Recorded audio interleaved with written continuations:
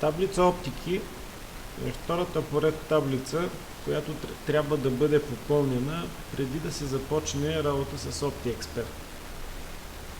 В нея се въвеждат всички магазини във фирмата с име на магазина, ако има, или пореден номер, адрес и телефон. Също така тук се разпределя и персонала, който ще работи във всяка една от оптиките.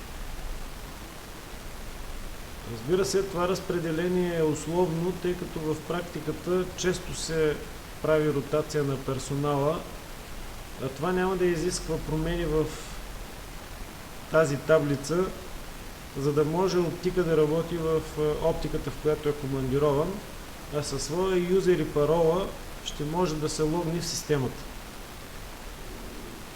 Ето как практически се попълва тази таблица. В бутона Нова оптика създаваме нов ред, на който въвеждаме името на новата оптика.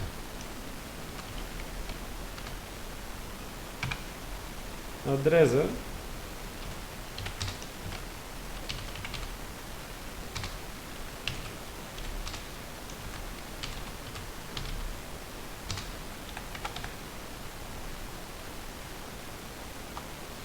телефонния номер,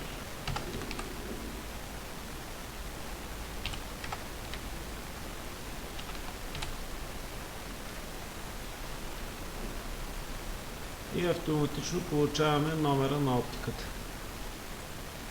Как се въвежда персонала на оптиката? В дясната част на оптиката от бутона Нов юзер в оптиката натискаме го, генерираме нов ред и от падащото меню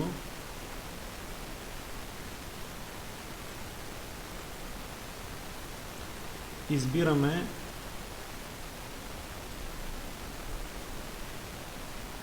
персонала, който ще работи в оптиката.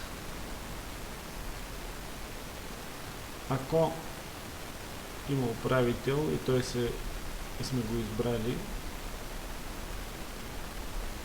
го маркираме. Падащото меню, от което избираме персонала за оптиката, всъщност това е първата таблица, в която сме въвели всички работници в фирмата.